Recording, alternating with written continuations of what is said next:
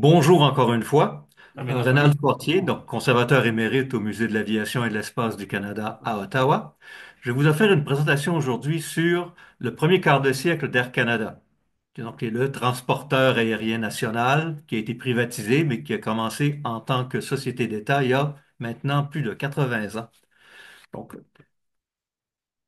commençons la présentation avec mon petit rappel géographique très ennuyeux, mais en fin de compte, faut préciser que ce que vous voyez à l'écran, en partie, malheureusement, il y en a un petit bout qui manque, je crois. Euh, les différents pays européens que vous voyez là couvrent les provinces canadiennes, mais ne couvrent pas le Yukon, territoire du Nord-Ouest et Nunavut qui représentent 40% du pays. Donc le Canada, c'est quelque chose qui est énorme. Le Canada, c'est un continent.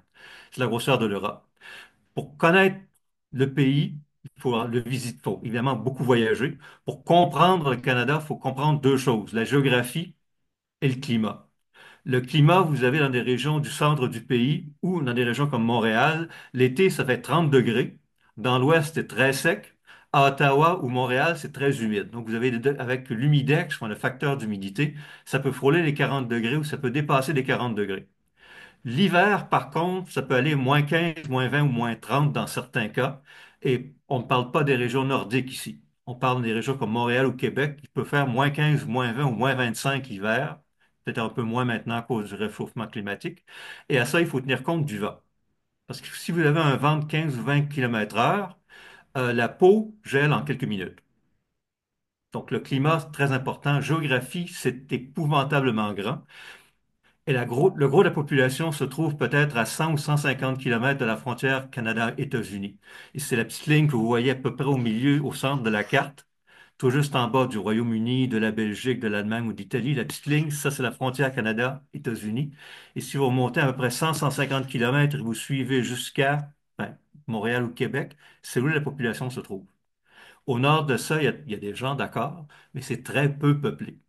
Vous pouvez être à peu près, surtout dans le nord des provinces de l'Ouest, vous vous plantez n'importe où, allez à 200, 300 kilomètres à la ronde, et il n'y a personne. Vous avez des moustiques, vous avez des marais, vous avez beaucoup d'animaux sauvages, mais il n'y a personne. Donc, c'est extrêmement difficile comme endroit où se déplacer dans les temps anciens. Par contre, avec l'apparition du chemin de fer, et ça, la carte ici illustre assez bien la répartition de la population. Donc, vous avez Vancouver, d'un côté, Halifax de l'autre, c'est environ 7300 kilomètres. Paris-Moscou, soit dit en passant, c'est environ 2500. Donc, ça vous donne une idée de l'espace géographique canadien.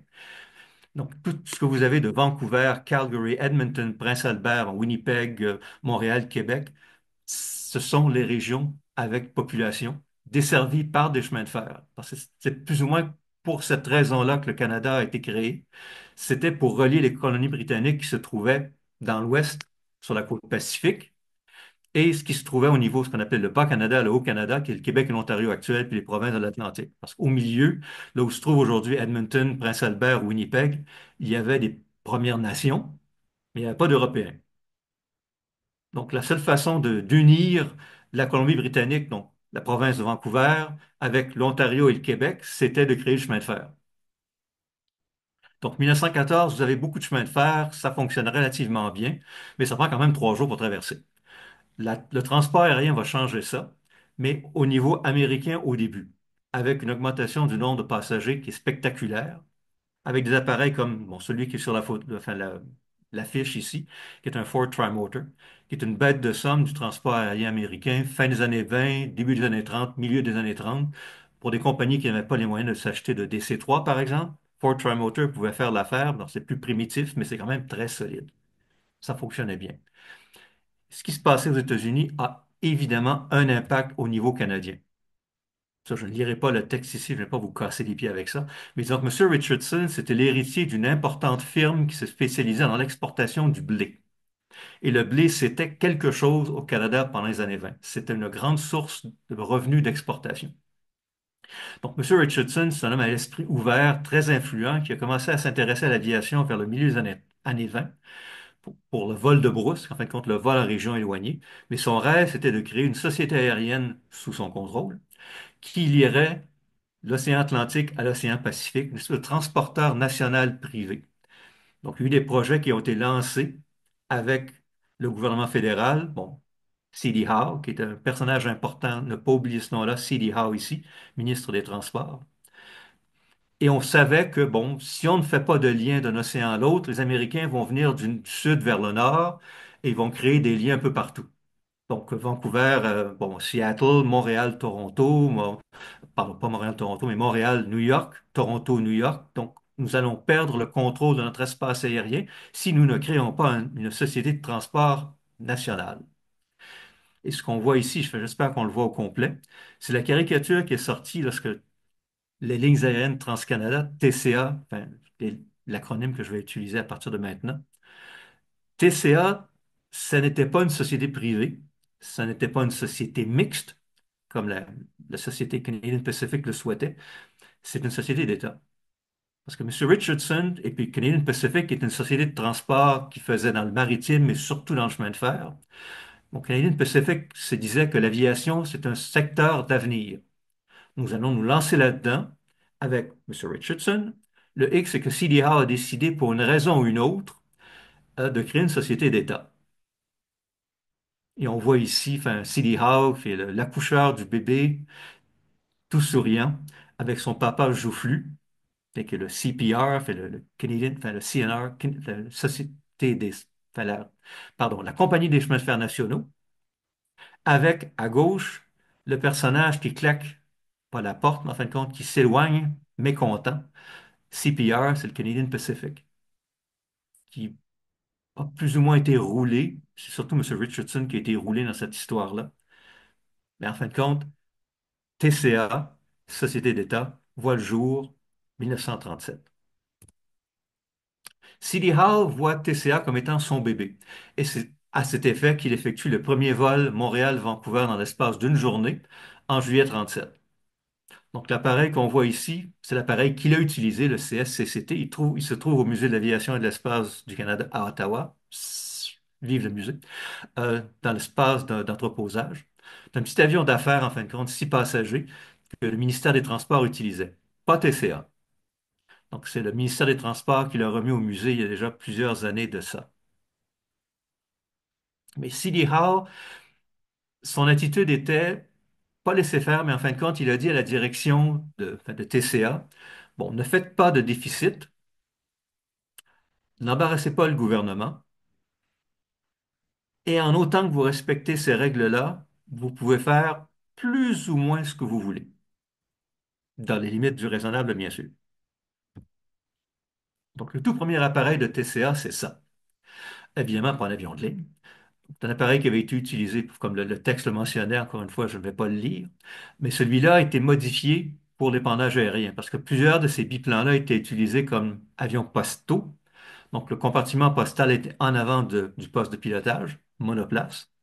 Gros compartiment, une grosse boîte, en fin de compte, où on mettait le courrier. Et dans ce cas-ci, on a remplacé ce compartiment-là par un réservoir où on mettait des insecticides.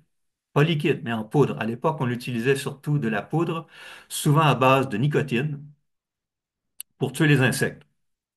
Évidemment, la nicotine, c'est dans le tabac. Les tabacs ou le tabac, c'est quelque chose qui est fumé par des êtres humains, qui contient de la nicotine, qui est très toxique. Donc, en fin de compte, sans commentaire. TCA, premier vol passager dans l'Ouest canadien, entre Vancouver, Canada, et Seattle, Washington. C'est 200 km nord-sud, avec des Lockheed Electra. Bon, on en voit un ici. Celui qu'on voit à l'écran en bas, c'est FTCA. C'est le premier Lockheed 10 acheté par TCA. Ils en avaient obtenu deux de la société de M. Richardson, mais ils en ont acheté trois sauf erreur. Enfin, TCA en a acheté trois sauf erreur et TCA s'est retrouvé au Musée de l'Aviation et de l'Espace du Canada, qui est une excellente collection d'ailleurs. J'ai une petite contribution à ce niveau-là, mais en fin de compte, la collection existait avant moi et elle va exister après moi aussi. Bon. Le Lockheed 10, c'est un bon avion. Rien à dire à ce sujet-là. Mais disons que, bon, petite parenthèse d'ailleurs, un des ingénieurs qui a participé à la conception du Lockheed 10, c'est un monsieur Kelly Johnson. Par la suite, il a contribué à la conception du Lockheed P-38 Lightning, un appareil qui est connu des Français. Donc, c'est un type d'appareil sur lequel enfin, Saint-Exupéry a disparu en 1944. Johnson a également conçu un avion espion, le U-2 de Lockheed, subsonique, et un autre avion espion américain, le Lockheed, le SR-71, le Blackbird, trisonique, très, très performant, encore une fois, très secret, même si l'appareil remonte à plus de 40 ans, si je me souviens bien. Mais bon, passons au Lockheed Super Electra, qui est en fin de compte le premier avion de ligne utilisé régulièrement par TCA à partir de, bon, enfin, on va voir un petit peu plus loin. Pourquoi le Lockheed 14, le Lockheed Electra, 14 passagers? Le DC-3 en avait 21, peut-être un peu gros pour le marché canadien. Le Lockheed 10, 10 passagers, un peu petit. Il y avait le DC-2, mais qui était peut-être un petit peu lent. Je ne sais pas s'il était encore en production à ce niveau-là quand TCA commençait à chercher un nouvel appareil pour ses lignes aériennes. Donc, c'est un peu comme ben, l'histoire dit, je pense que c'est Boucle d'or et les trois ours. Un est un petit peu trop chaud, un peu trop froid, et juste bonne température. Bon, enfin, DC-3 trop gros, Lockheed 10 trop petit, Lockheed 14 très bien. Moins coûteux également pour opération, moins à l'achat, peut-être opération aussi, mais plus rapide. Donc, le Super Electra était peut-être l'avion de ligne le plus rapide au monde. Petit hic, bon, pour avoir la vitesse, l'appareil avait des ailes qui étaient un peu petites, ce qui fait que sa vitesse d'atterrissage, enfin, décrochage, est un petit peu élevée. Pour maintenir un bon contrôle à basse vitesse, on a muni de becs de bord d'attaque, ce qui ne posait aucun problème au Texas ou en Californie. Mais lorsque vous arrivez au Canada, avec conditions de givrage, on s'est aperçu que les becs pouvaient littéralement se couvrir de glace, ce qui pouvait causer à basse vitesse des décrochages qui étaient spectaculaires et assez dangereux. En fin de compte, les pilotes s'en sont aperçus assez rapidement et ça n'a pas posé de problème majeur. Mais un appareil qui avait quand même, qu'on pourrait qualifier de hot, performance, bon, très performant, mais un peu pointu. Donc, le Lockheed 14, c'est un appareil qui a donné naissance à un autre avion, le Lockheed Hudson, qui était utilisé pour la surveillance côtière Canada, Royaume-Uni et autres pays pendant la Seconde Guerre mondiale. Donc, c'est une excellente machine. Pourquoi un avion américain? Bon, surtout à l'époque où le Corps d'aviation royale du Canada, enfin ce qu'on appelle le Royal Canadian Air Force, ben, l'aviation royale canadienne aujourd'hui, pourquoi un avion américain quand le CARC se concentrait dans l'achat d'avions de combat britanniques? Parce qu'en fin de compte, aviation canadienne, aviation britannique, coopération, on avait les mêmes uniformes, un peu les mêmes types d'entraînement. On allait, espérait-on, se battre ensemble, enfin pas ensemble, mais du même côté contre les Allemands. Donc, on a commandé du matériel de combat britannique pour rééquiper l'armée de l'air canadienne à la fin des années 30. Ce qu'on voit ici en haut, c'est le Supermarine Stranraer, un hydravion de reconnaissance maritime à long rayon d'action pour l'époque. Parce qu'en fin de compte, le Canada, au niveau de son programme de réarmement, c'était surtout pour la défense côtière. Donc, vous avez hydravion à long rayon d'action, avions de surveillance à rayon d'action plus court, donc bombardiers torpilleurs, également des avions d'observation armés, mais qui pouvaient être utilisés aussi pour la surveillance côtière courte distance, avec quelques avions de chasse qui étaient plus ou moins secondaires, parce qu'en fin de compte, bon, l'Allemagne était loin, le Japon était encore plus loin, et le seul pays qui pouvait et pourra envahir le Canada, c'est le seul pays contre lequel le Canada ne pourra jamais se défendre, c'est les États-Unis. Ils n'ont aucune raison de nous envahir d'ailleurs, s'ils possèdent plus ou moins le pays à cause, enfin, leur influence politique, puis, bon, leur possession de nombreuses industries, ils n'ont pas besoin de nous envahir. Mais pourquoi pas un avion britannique de ligne? Il n'y en avait pas de disponible à l'époque. L'appareil qu'on voit en bas, qui est le prototype du de Havilland Flamingo, a volé, si je me souviens bien, à toutes mes excuses. Je pense que c'est en 38 qu'il a fait son premier vol, bien après que TCA en ait eu besoin. Le premier vol, c'était enfin, c'est en décembre 38, comparé au Super Electra qui avait volé pour la première fois en juillet 37, avec début des opérations en octobre 37 aux États-Unis. Début des opérations du Flamingo au Royaume-Uni, c'était en mai 39. Donc l'appareil n'était pas disponible. C'était à toute fin utile le seul avion de ligne britannique moderne à l'époque, qui était, bon, enfin, concevable d'utilisation au Canada. Donc il a fallu se rendre avec un appareil américain, parce qu'évidemment, un avion français, il n'y en avait pas. Un avion allemand, c'était hors de question. Un avion italien aussi. Donc, il restait les États-Unis, ce qui était un choix logique parce que l'appareil allait souvent se rendre aux États-Unis pour faire des vols. Bon, par exemple, bon, vous avez Toronto, New York ou autre. Donc, c'était logique d'avoir un appareil dont les mécaniciens connaissaient bien les pièces, que ce soit des mécaniciens canadiens ou des mécaniciens américains. Donc, Montréal-Vancouver, ce sont les débuts des vols pas totalement transcanadiens, mais presque. Avec bon, Canadian Aviation qui a fait un gros reportage en avril 39 dans son numéro. Bon, Canadian Aviation, c'était le gros magazine aéronautique canadien à l'époque.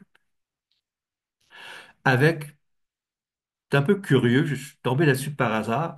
En bas à gauche, vous avez le Patriote de l'Ouest, qui est un petit hebdomadaire qui paraît en Saskatchewan, qui est une province de l'Ouest canadienne. Il y a très peu de francophones en Saskatchewan aujourd'hui, il y en avait encore moins en 1937.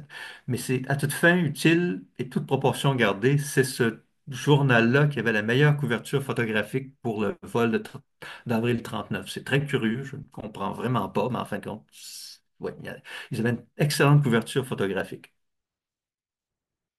Évidemment, TCA a publicisé ce vol-là au maximum. C'était CD Howe très, très fier. Ministre des Transports, très fier. Quelque chose que j'ai découvert il y a déjà un certain temps, mais bon, Air Canada, probablement inspiré par une société que vous connaissez tous, Air France, mais le nom Air Canada a été utilisé dès 1937 dans des journaux francophones. Pas nécessairement dans la publicité, parce que la publicité, très souvent, avait des dessins, et donc le Trans-Canada Airlines était inséré dans le dessin. Mais au niveau des articles, très souvent, Air Canada était mentionné au Québec, également au Journal Le Droit en Ontario, dès 1937. Et en fin de compte, Air Canada est devenu Air Canada seulement en 1965. Mais ça existait au niveau francophone, c'était largement utilisé, c'était probablement utilisé dans les agences de voyage. Je prends un vol avec Air Canada. Puis l'anglophone disait c'est quoi Air Canada? Enfin, Trans-Canada Airlines. Ah. Les Lockheed 14, bonne machine, mais encore une fois, avec le nombre de passagers qui augmentait, TCA a commandé des modèles 18, Lockheed 18 des Lodestar, qui sont en tout fait utiles, enfin, des Super Electra allongés, moins coûteux à l'utilisation, qui utilisaient une bonne partie des mêmes pièces, comme par exemple fuselage avant et puis aile, enfin, également enfin, les empennages identiques. Et c'est avec ça que TCA a commencé le véritable lien pan-canadien d'un océan à l'autre, bon, de Vancouver jusqu'à Moncton, qu'on voit ici sur la carte, et de Moncton jusqu'à Halifax, qui est un petit peu plus à l'est sur la côte atlantique.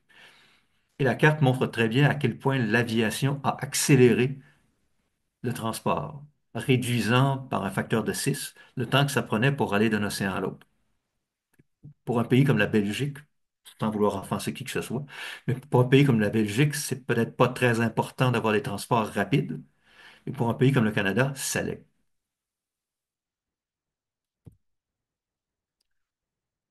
Les agents de bord, ou plus exactement les agentes de bord, ou comme on les appelait à l'époque, les hôtesses de l'air. Au niveau européen, comme bon, ce qu'on appelle Imperial Airways avait des stewards qui étaient des hommes. Certaines sociétés américaines avaient également des stewards. Je pense que c'était Pan Am. Mais disons qu'au niveau de la plupart des sociétés aériennes, dont TCA, sont allées avec des agents de bord. Pourquoi? Bon, diverses raisons, puis une question de poids, pesait moins. Également, mais bon, ils sont allés avec cet aspect-là. Ce qu'on voit sur la photographie ici, c'est un groupe de ces agents de bord sur la balance. Parce qu'évidemment, il fallait maintenir un poids. Il y avait, enfin, la taille maximale, bon, enfin, il n'y avait pas de changement à ce niveau-là, mais le poids, il ne fallait pas engraisser. Donc, il y avait quand même la balance de façon régulière.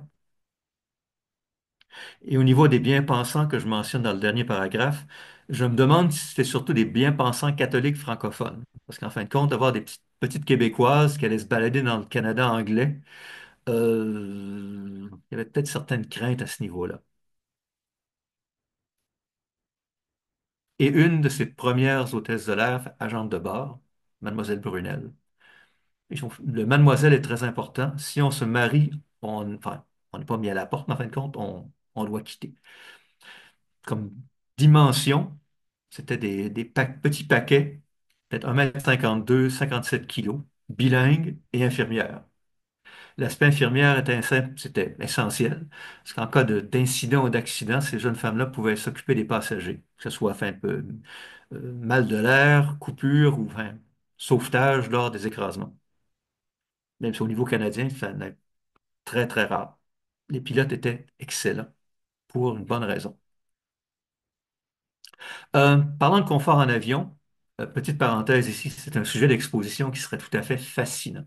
C'est un des regrets que j'ai ben, maintenant que j'ai pris ma retraite, c'est de n'avoir pas eu l'occasion enfin, de pousser pour un sujet d'exposition comme celui-là. L'évolution du confort en avion, en passant enfin, des ouattes qu'on se mettait dans les oreilles pour se boucher les oreilles à cause du bruit des moteurs, avec enfin, le sandwich puis le petit thermos de café, jusqu'au service de luxe qu'on voyait dans les avions britanniques ou américains, les années 30, 40 et 50, avec leur tour aujourd'hui, enfin, peut-être pas à l'ouate, mais enfin, au petit sandwich, au prix de fou qu'on doit payer, avec des sièges qui sont littéralement sous le menton, avec un confort réduit comparé au confort des appareils des années 30, qui étaient luxueux et très confortables.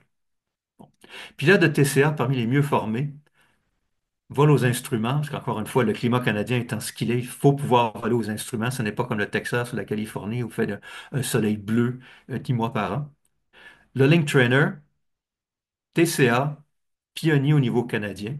Donc, celui qu'on voit en bas, c'est un exemple du type qui était disponible vers la fin des années 30. Le premier modèle semble être sorti vers 1929 où il y avait des Link Trainer biplans. Donc, on peut supposer que le premier était biplan. Pourquoi? Bon, enfin, ça représente un petit peu un avion, mais ça ne volait pas en fin de compte. Ça peut se déplacer, ça peut tourner sur soi-même, ça peut pivoter un petit peu, mais c'est pour le vol aux instruments, qui était très largement utilisé pendant la Seconde Guerre mondiale, niveau militaire bien sûr, mais qui était utilisé par TCA dès 1938 et avant l'armée de l'air canadienne. Bon, Seconde Guerre mondiale, qui est un gros changement. Bon, la priorité passe aux passagers gouvernementaux, colis gouvernementaux, courriers. Il y avait un besoin d'aller vers le Royaume-Uni parce qu'il y avait des soldats canadiens au Royaume-Uni. Il y avait également des besoins au niveau des communications, des fonctionnaires canadiens qui se rendaient au Royaume-Uni ou les fonctionnaires britanniques qui se rendaient au Canada. Ça prenait des appareils à long rayon d'action. Et il s'avère que cet appareil-là existait, allait exister au Canada à partir de 1943. C'est le Lancaster. Donc, c'est un avion de transport. La version de transport était dérivée du bombardier lourd, qui est très bien connu, fabriqué au Canada par Victory Aircraft, qui était à l'origine donc une filiale d'un fabricant de matériel de chemin de fer très important au Canada, qui est National Steel Car Corporation. Donc la division aéronautique a été nationalisée en 1942, si je me souviens bien, à cause de délais de livraison. Donc le programme Lancaster avait pris de sérieux retard. Et la direction de National Steel Car était, disons, peu coopérative. Donc le gouvernement fédéral, qui n'était pas un gouvernement socialiste, loin de là, en ont eu ras le pompon. Ils ont décidé de nationaliser l'usine en compensant la société, bien sûr. Donc, le premier vol d'un Lancaster canadien, c'était vers la mi-1943, si je me souviens bien. Excellent appareil, fabriqué à plus de 400 exemplaires. Même les Britanniques étaient impressionnés par la qualité de la fabrication.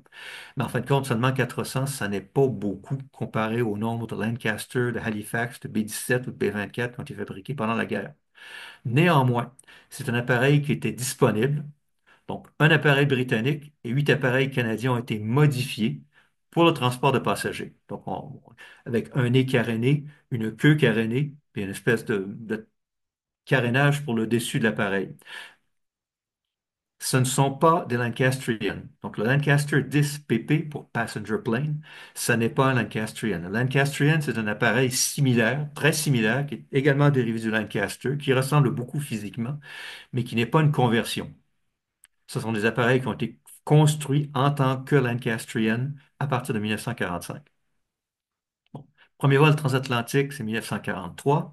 10 passagers, pas très confortable. Pas mal de courriers par contre, à cause de l'énorme soute-à-bombe de l'avion. Mais au niveau confort, pas très confortable. Donc, avec les pots d'échappement des moteurs Merlin qui étaient quand même près du fuselage, c'était infernal comme bruit. Retour de la paix, il faut moderniser l'équipement. Un appareil qui était disponible quand même au surplus de guerre, relativement peu coûteux, très efficace, très bon appareil qui est le DC-3. Et on voit une cabine ici avec enfin, la cabine standard, rangée de 3, 7 rangées, donc 21 passagers.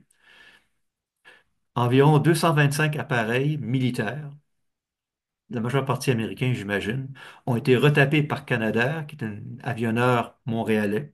Environ 225 ont été retapés après la Seconde Guerre mondiale et utilisés par une bonne dizaine de sociétés aériennes dans presque une dizaine de pays, 8 à 10 pays.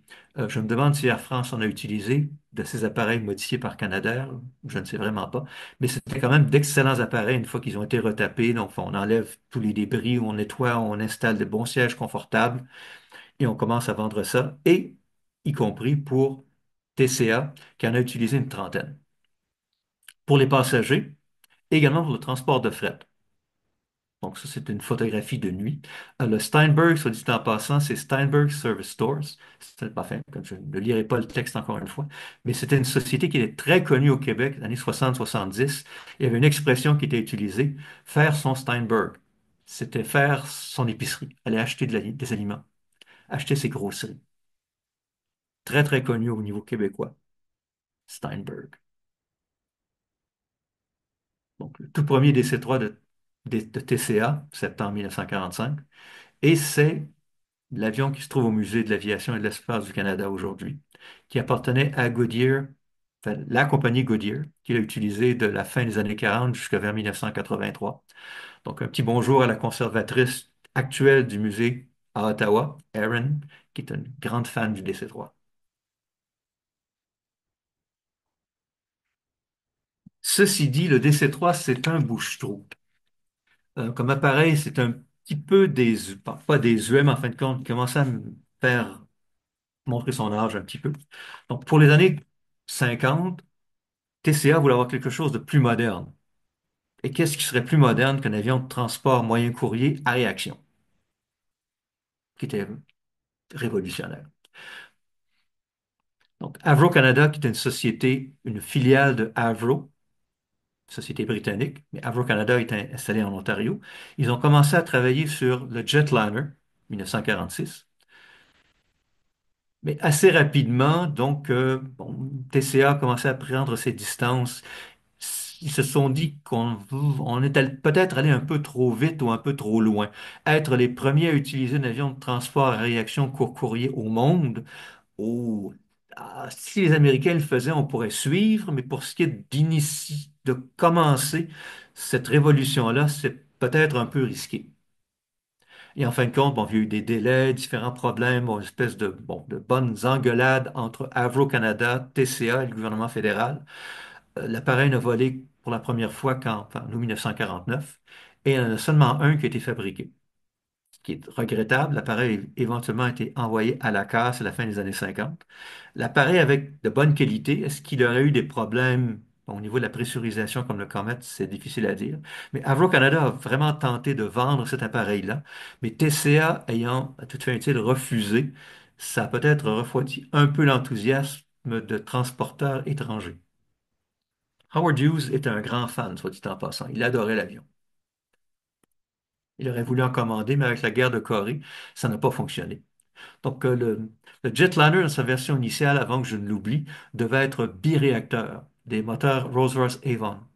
Mais compte tenu de guerre froide, guerre de Corée, les moteurs Avon ont été réservés pour utilisation militaire, ce qui fait que Avro Canada a dû reconcevoir l'appareil avec 4 réacteurs, ce qui a enfin, retardé la conception, peut-être augmenté la consommation d'essence aussi. Mais en fin de compte, bon, c'est un des grands échecs réussis ou réussites échecs de l'histoire de l'aviation canadienne.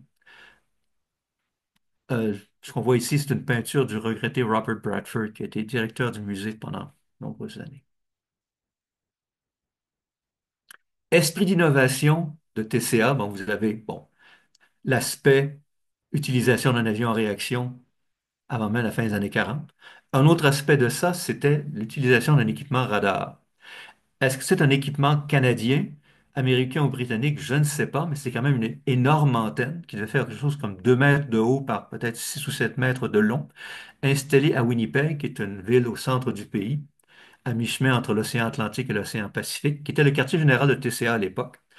Pourquoi ça? Bon, on voulait voir à quoi pourrait servir un radar. L'Aviation royale du Canada a coopéré avec ce projet-là. Le Conseil national de recherche du Canada a également coopéré à ce projet-là.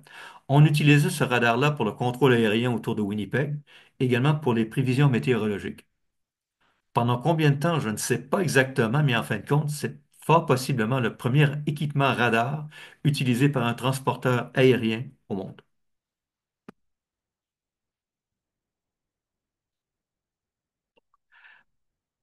Le DC-3, c'est très bien, mais le DC-3 sur les vols transatlantiques, faut oublier ça.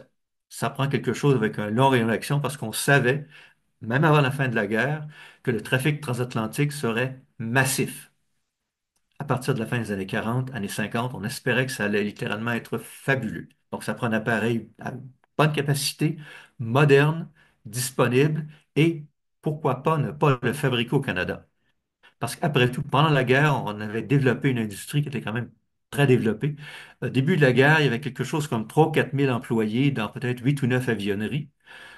En 44, il y avait quelque chose comme entre 80 et 100 000 employés. C'est difficile à dire si on compte enfin, les vrais avionneurs avec les compagnies qui orbitaient autour, mais c'était énorme comme industrie, avec un personnel qui avait été très bien entraîné, très bien formé, avec un outillage évidemment ultra moderne, surtout américain. Donc, cette industrie-là, on s'est dit, bon, enfin, que la guerre va prendre fin, donc il va y avoir une hécatombe au niveau du nombre d'employés. Mais pourquoi ne pas fabriquer des avions de transport? Après tout, TCA va avoir besoin de nouveaux avions de transport à long rayon d'action. Donc, choisissons quelque chose et fabriquons-le ici. Donc, TCA, ils ont choisi le DC-4. En fin de compte, ils ont choisi le DC-4, mais avec des éléments du DC-6, qui était une version pressurisée. Parce qu'avec, en fin de compte, voler au-dessus des rocheuses, avec des masques à oxygène, avec 40 passagers, ce n'est pas très, très agréable. Donc, avec un appareil pressurisé, c'est beaucoup mieux. Le hic, c'est qu'ils ont, enfin, un des hicks, c'est que l'appareil a été choisi en 44. Donc, les Britanniques vont peut-être, bon, pourquoi vous n'attendez pas la fin de la guerre pour qu'on puisse vous fournir des avions britanniques? Pourquoi acheter un avion américain? Donc, Churchill, par exemple, n'était peut-être pas fâché, mais il était peut-être un petit peu grognon à cause de cette décision-là. Il faut dire qu'à l'époque, au niveau de la production de l'industrie aéronautique canadienne, on s'orientait de plus en plus vers du matériel américain, le Canso, qui est le Catalina, par exemple, le bombardier en piqué Helldiver. Donc, il y avait une espèce de réorientation vers la production d'appareils américains et de sous-traitance pour des sociétés américaines aussi, parce qu'on savait que, bon, le continentalisme, c'était l'avenir. Donc, le Royaume-Uni, c'est bien, mais en fin de compte, bon, les États-Unis, c'est mieux. Ceci dit, les moteurs américains du DC-4 étaient jugés un peu poussifs. Donc, ils ont décidé, TCA a décidé de monter des moteurs Merlin plus puissants à haute altitude sur ces DC-4, ce qui est devenu le Canadair Northstar. Donc, c'était plus ou moins un prix de consolation pour l'industrie britannique. Bon.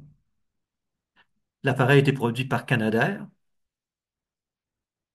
Il y avait une compétition d'ailleurs, que, bon, par exemple, Victory Aircraft avait espéré obtenir ce contrat-là. Mais bon, c'est finalement Canadair qui a reçu la commande.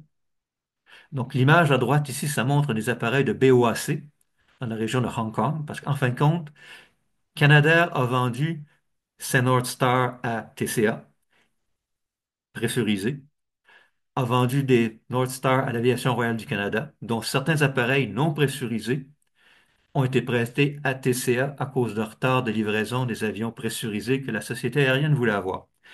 Quelques appareils sont allés à Canadian Pacific et plusieurs appareils sont allés à BOAC. Ça a d'ailleurs causé certains problèmes parce que les Britanniques ne voyaient pas d'objection à vendre leurs avions aux Canadiens, mais que les Canadiens vendent des avions américano-canadiens aux Britanniques à BOAC, ça c'était autre chose. Donc au niveau de la presse aéronautique, et de l'industrie aéronautique britannique, ça a grogné pas mal fort. Mais en fin de compte, donc l'appareil était plus profitable que les avions britanniques, qui n'étaient pas terribles à l'époque, faut le dire. En fin de compte, le North Star de BOAC, ça a été on va dire leur vache à lait pendant plusieurs années. Et par la suite, ce sont d'autres avions américains qui ont été les vaches à lait de BOAC, parce que les avions britanniques de ligne, avant qu'on arrive au Viscount, ça n'était pas terrible.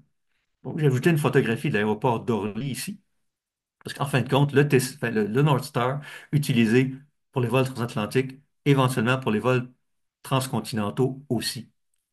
Et ça a débuté au niveau transatlantique, 47 avec un avion emprunté, 48 avec un vrai North Star de TCA, pardon. Un avion très élégant. Si vous voulez, il y a certains albums de Tintin, je pense que c'était l'affaire Tournesol, où il y avait un DC-4. Dans une des versions de l'album, l'affaire Tournesol, je pense que c'était un DC-4 que Tintin et Haddock prenaient pour se rendre en Sildavie, si je me souviens bien. Évidemment, moteur Merlin, on parle de boyaux d'échappement qui se trouvent près du fuselage, qui était assourdissant. Avion militaire, bon, enfin, les soldats, on s'en fichait pas mal qu'ils soient assourdis par le bruit des moteurs, mais des passagers payants, ça, c'était autre chose. Donc, on a conçu, c'est à M. Merlin McLeod, et en fait, ici, Merlin, vraiment, son prénom, c'était Merlin, qui a conçu un système d'échappement croisé pour diminuer le niveau sonore des moteurs Merlin des North Star de TCA. Donc, BOAC a utilisé un système un peu différent conçu au Royaume-Uni. Puis on voit ici M. McLeod avec son système d'échappement. Donc, littéralement, l'échappement, on le prenait d'un côté puis on le faisait passer de l'autre côté pour que ça sorte le plus loin possible des passagers. Fleuron de la flotte, le TCA, évidemment, on prenait des photographies. Donc, avec l'immigration, Canada est un pays d'immigrants. Avec la Seconde Guerre mondiale, ça s'est arrêté. Bon, avec la dépression aussi, il faut le dire, les années 30, il n'y a pas eu beaucoup d'immigration. Avec le retour de la paix, immigration de plus en plus nombreuse par bateau et de plus en plus par avion aussi, avec des représentants du gouvernement fédéral qui accueillent les nouveaux arrivants avec un agent de la GRC dans le fond. Avec l'histoire, en fait, c'est le cliché du bon agent de la GRC avec son uniforme rouge qui se tient tout droit avec un grand sourire. Donc, les Premières Nations ont des souvenirs beaucoup moins souriants des agents de la GRC, mais ça, c'est autre chose. Également, la photo du bas, c'est une photographie sur laquelle je suis tombé. On envoyait des cuisinières électriques en Australie à bord de North Star modifié comme avion cargo. Aspect relations publiques, encore une fois, l'histoire des cuisinières ou des cuisinières vers l'Australie ou des immigrants qui arrivent ici, c'est que vous avez des choses comme, bon, justement, Barbara Ann Scott, peut-être un peu oubliée aujourd'hui, mais qui est une patineuse artistique canadienne très connue à la fin des années 40, avec City Hall, même qui n'était plus le ministre des Transports, mais qui était encore très attaché émotivement à TCA, qui est présent au centre avec le président de TCA à gauche, pour remettre un insigne de commandante de bord honoraire à Barbara Ann Scott.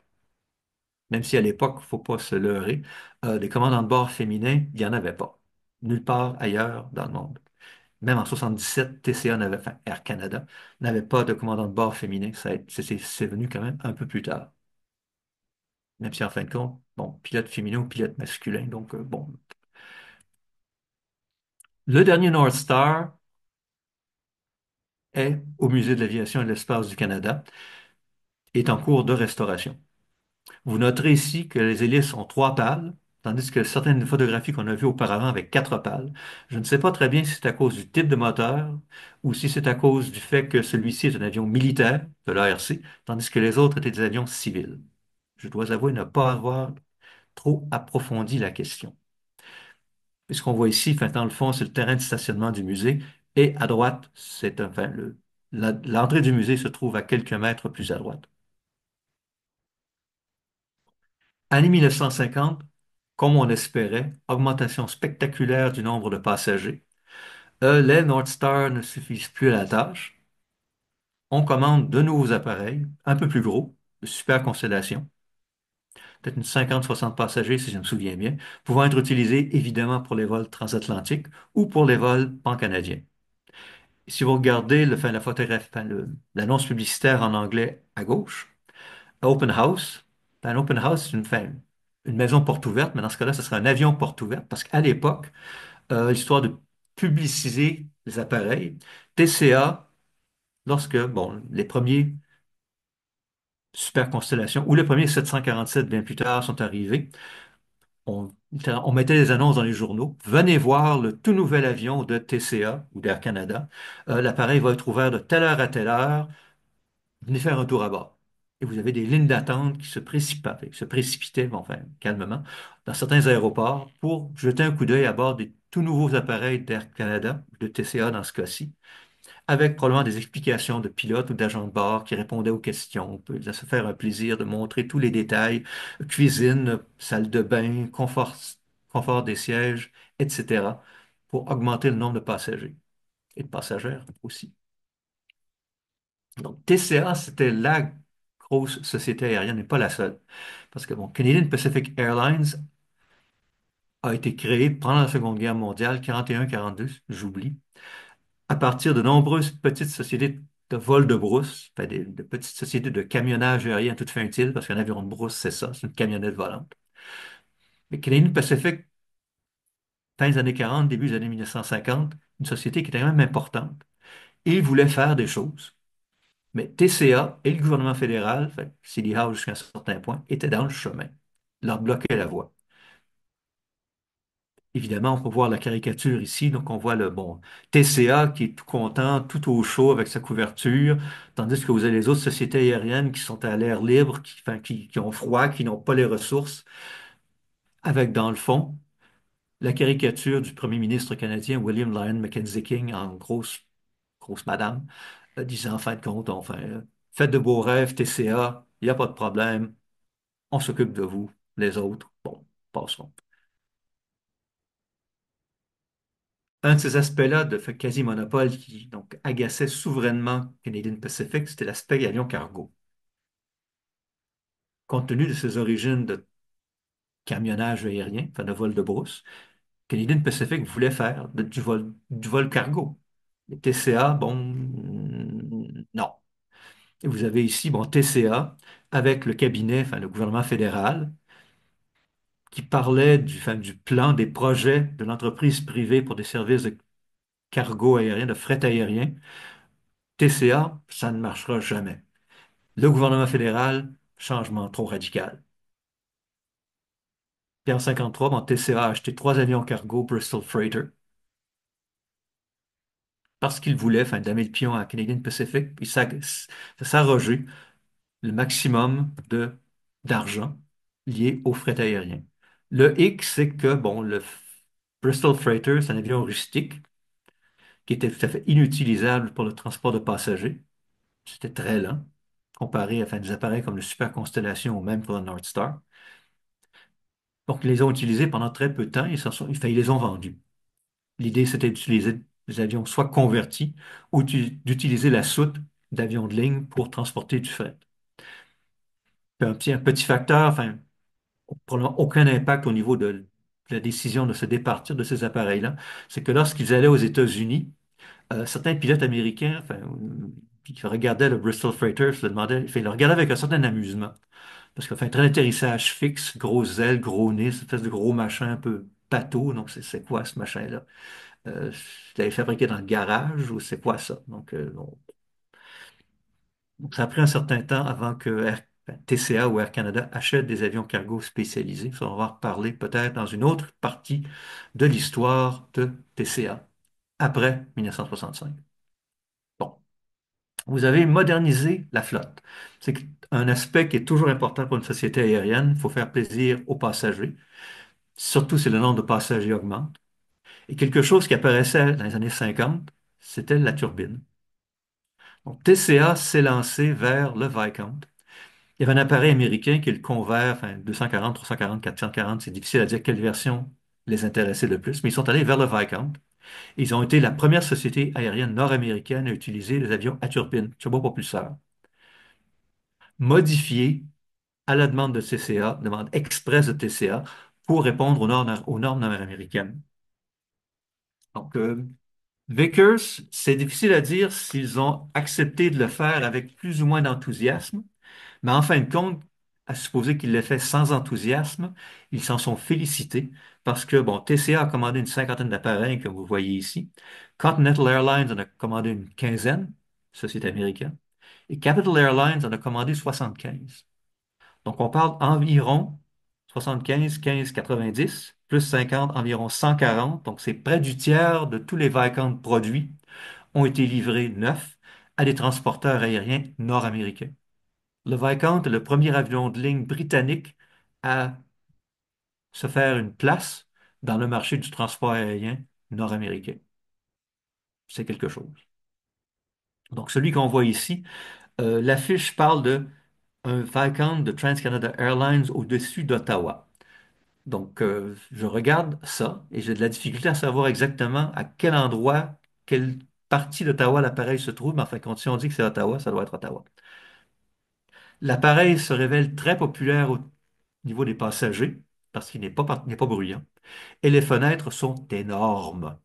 Originellement, si mes souvenirs sont exacts, l'idée c'était d'avoir à toute fin utile une issue de secours par fenêtre. Donc, il fallait qu'une personne puisse sortir par chacune des fenêtres. Donc, on parle de trucs qui sont énormes comparés aux petits hublots minuscules qu'on retrouve dans les avions actuels. Appareil très populaire avec le public passager, canadien, américain, britannique, partout dans le monde où les Viscount ont volé. Donc, c'est un excellent appareil. Évidemment, Vickers en est très fier. Pour faire la première page du magazine Mécano, il fallait quand même que ce soit important. Mécano, finalement, c'est le système, le choix de construction pour, pas pour enfants, mais en fin de compte, adolescents et adultes dans certains cas.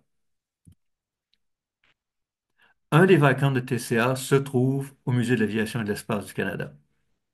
Et on peut voir ici la cérémonie de remise, la photographie du bas, avec au centre le docteur David Baird, qui était le directeur fondateur d'un musée frère du Musée de l'aviation et de l'espace du Canada, qui était le Musée des sciences et de la technologie du Canada en 67, qui est un géologue, professeur, brillant, un peu excentrique, un petit peu difficile à vivre en fin de compte. Donc, pour créer un musée, bon, sciences-technologie en 67, c'est une personne très douée.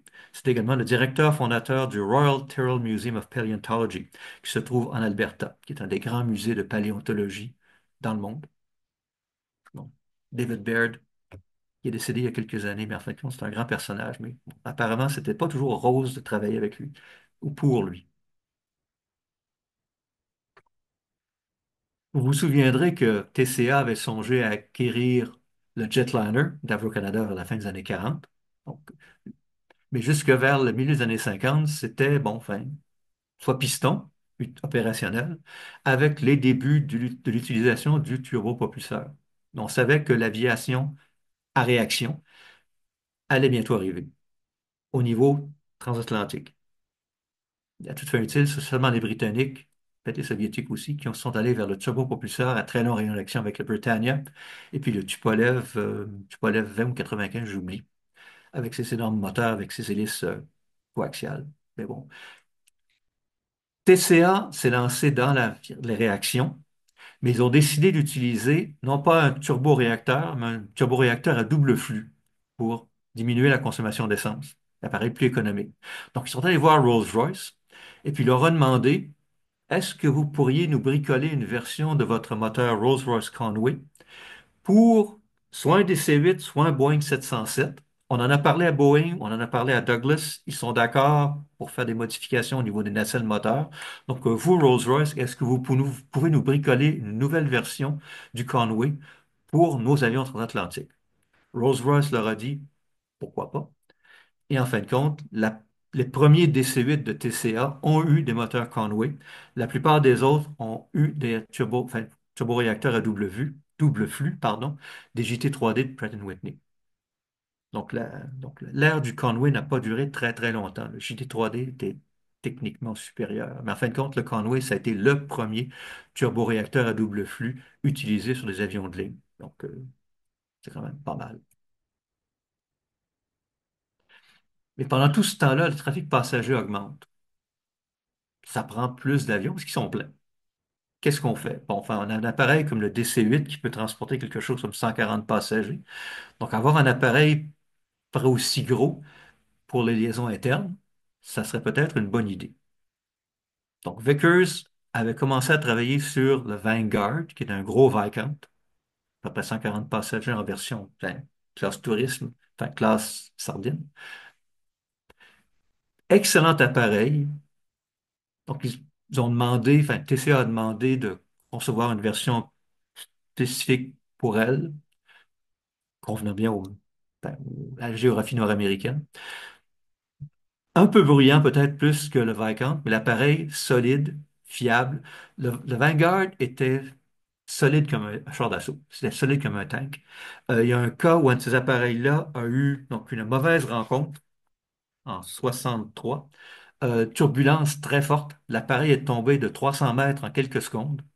Une personne, enfin le choc, enfin une personne est morte d'une crise cardiaque. Il y a eu quelque chose comme 20 personnes ou 25 personnes blessées plus ou moins sérieusement à cause du fait d'avoir heurté le plafond de la cabine. Mais des ingénieurs qui ont examiné l'avion, qui s'en est bien tiré, leur opinion est que n'importe quel autre avion autre que le Vanguard aurait eu les ailes arrachées. Donc la turbulence est tellement forte d'après les calculs qu'ils avaient faits que bon, fait les ailes seraient parties. Mais le Vanguard, celui-là, a résisté. Très solide, très fiable, excellente machine, mais n'a pas connu de succès parce qu'il est venu trop tard. C'était l'avion à réaction. Bon, vous avez bon, l'introduction de Caravelle, avec ensuite, bon, vous avez éventuellement le DC-9. Mais bon, le Vanguard n'a pas connu le succès de son prédécesseur, le Viscount, ce qui est regrettable. C'était quand même une bonne machine. Avec le résultat que, alors qu'on s'amorce, alors qu'on amorce les années 60, vers 1961, toute la flotte aérienne d'Air Canada sera composée de quadrimoteurs à turbine. Donc, vous avez en haut Air Canada, et en bas, vous avez le Trans-Canada Airlines. Donc, c'était une fois une espèce de dualité au niveau des annonces publicitaires. Si on pouvait mettre Air Canada, on le mettait. Mais si c'était inséré dans le concept, dans le design, dans le dessin, on était pris avec. Même si, sauf erreur, sur les appareils, je ne pense pas que Air Canada ait été installé, enfin, ait été peint sur les appareils, parce que ce n'était pas le nom officiel. C'était un nom officieux, informel, qui était utilisé au niveau publicitaire ou dans les articles de journaux. Et je vous remercie pour votre attention.